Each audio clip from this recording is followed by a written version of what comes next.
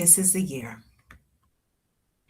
This year, I promised myself that I was going to sing again, that I was going to sing louder, that I was going to take the message that I had been given through the imperfect moments and share it with the world. No highlights, no filters, no perfectionism, just real. As my daughter knocks on the door.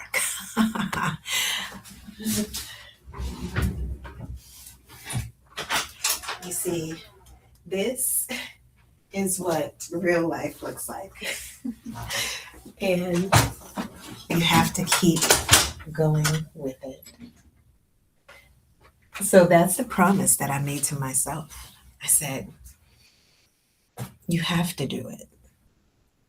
You have to promise yourself that you will not abandon or lay your gifts down because life happened. Because truthfully, life happens to all of us.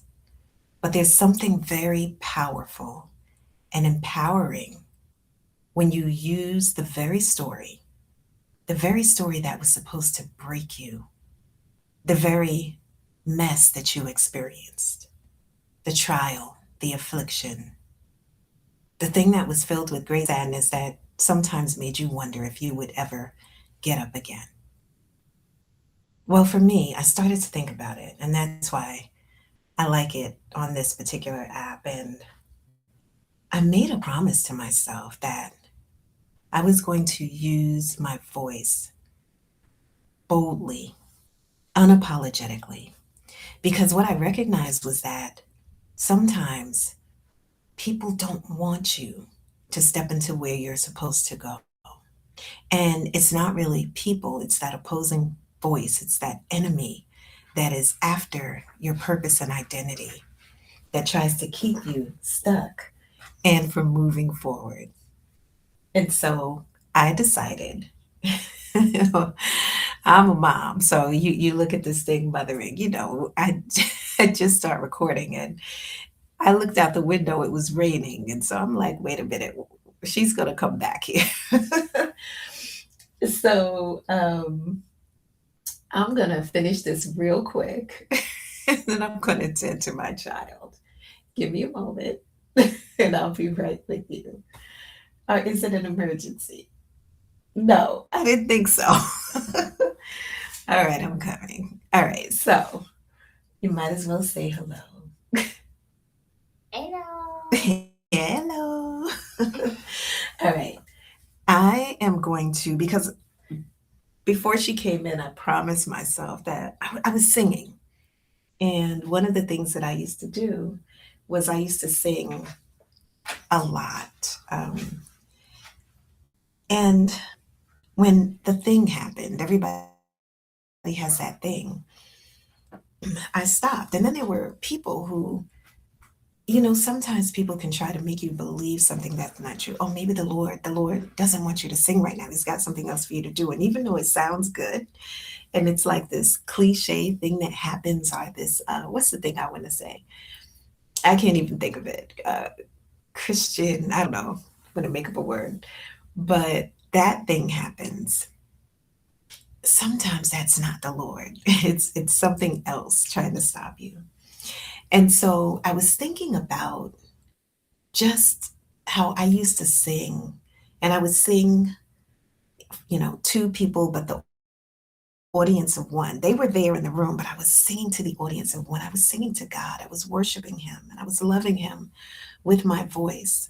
And when so much happened, I almost felt like a broken winged sparrow. I don't know if you ever have, because a lot of times we still know how to put on the smile, show up for work, show up for our business, be that parent. But there are also moments that we have where we are kind of feeling and experiencing um, life. And the journey is not perfect, but God never said that it would be. He said He would be with us through the journey. And so the song that I keep thinking about, there's a scripture and there's a song. The scripture is Psalm 46:10. Be still and know that I am God. And I looked it up, and still meant to actually be as one who fainted, one who had no strength. And I said, wow, that's pretty deep. So in the moments where it seems like we are supposed to be in control are the moments where he's faint, be faint before me. Lose all of your natural strength and ability and trust. You ever see those team working events where the person stands behind someone else or two people and they say, okay, fall back. And it takes a lot of trust to be able to do that. Could you picture yourself literally just falling back into the arms of the Lord when life feels like you should be falling forward or fighting forward, is what I want to say. And you literally say, I'm going to trust you because you said I could and that I should not lean on my own understanding. And then the song that kind of goes with that, I keep thinking of the song Sweet Hour of Prayer. And I don't know if you've heard it before. It is a beautiful song. I don't know who wrote it. I feel like I'm pretty sure it's copyright free. It's out there. Um, it's a hymn. Where are the hymns? Not him, but where are the HYM? Where are the hymns? The beautiful hymns that we sing, Amazing Grace and To God Be the Glory and How Great Thou Art. And this one, Sweet Hour of Prayer, and It Is Well With My Soul. Who's singing? I know somebody is, but those are the songs I would sing. And then I write songs. So I have a song called No More Silent Tears and another song called Messiah, but I would sing through those moments. And I just feel right again, sing again, use your voice again. It doesn't have to be perfect because, singing, you have to. A lot of times we just jump in and sing, but it's like a ballet dancer. You don't usually see them, do ballet without stretching first, or someone who plays the trombone or a violinist or someone, they're working those fingers, they're exercising. But when it comes to singing, because it's right inside of us, we just open up and just go for it. I'm not saying there's anything wrong with that. I'm just saying sometimes we need to just exercise our voices so we can use our gifts in excellence. So I'm going to get ready to go so I can go and laugh with my child because I know she look on her face of getting caught in the rain.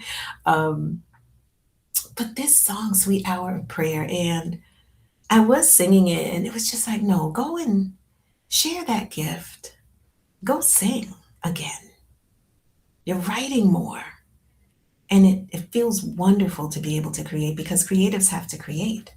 That's where our joy comes from. It's where our obedience comes from, our submittal and surrender. It's where it comes from before God. So as I get ready to close, I'll sing a little bit of this, not knowing how it's going to come on. But if you know me, I usually say, don't wait for perfect. And it's okay. It's okay to operate and not wait for the perfect moments, the highlights, all of these things. And just to trust God. Just to trust God. Sweet hour of prayer. Sweet hour of prayer that calls me from a world of care and bids me at my Father's throne, make all my wants and wishes known. In seasons of distress and grief. My daughter came in, of course. I will come back and sing it when she is not here. But